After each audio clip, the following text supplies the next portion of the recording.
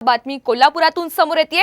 कोल्हापुरात महायुतीचे उमेदवार संजय मंडलिक यांच्यासाठी एकनाथ शिंदे यांचा रोड शो सध्या पाहायला मिळतोय। संजय मंडलिक यांचा विजय पक्का असल्याचं मत या ठिकाणी मुख्यमंत्री एकनाथ शिंदे यांनी व्यक्त केलेलं आहे। कोल्हापूर हातकणंगलेमध्ये महायुती जिंकणारच असा विश्वासही शिंदेंकडून व्यक्त करण्यात आलेला आहे।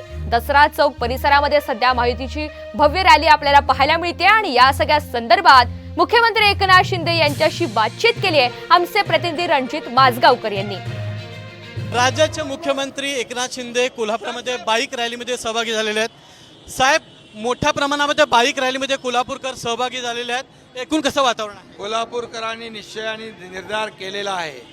महायुतीचे उमेदवार संजय मंडलिक यांना विजयी करण्याचा निर्धार कोल्हापूरकरांनी केला म्हणून एवढ्या भर उन्हामध्ये हजारोंच्या संख्येने कार्यकर्ते आणि कोल्हापूरकर या यात्रेत सहभागी झालेले आहेत, सामील झालेले आहेत। यावरून 7 तारखेला संजय मंडलिक यांचा विजय पक्का आहे। कोल्हापूरकर वासीय म्हणतात एक आमचं ठरलं आहे, मान गादीला आणि मत मोदीला। हे 7 तारखेला पेटीमधून दिसेल।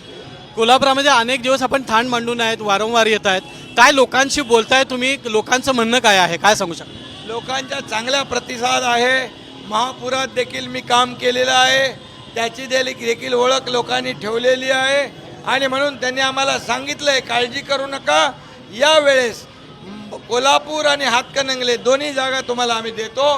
जे काम करणारे लोक आहेत त्यांच्या पाठीशी लोक थांबतात, घरी बसणाऱ्या लोकांच्या मागे थांबत नाही, फेसबुक लाईव्ह करणाऱ्यांच्या मागे थांबत नाही। उंटावरून शेळ्या हाकल्या जातात का, जमिनी उतरायला लागतात। महाविकास आघाडी 38 जागा महाराष्ट्रात येईल असा दावा करते।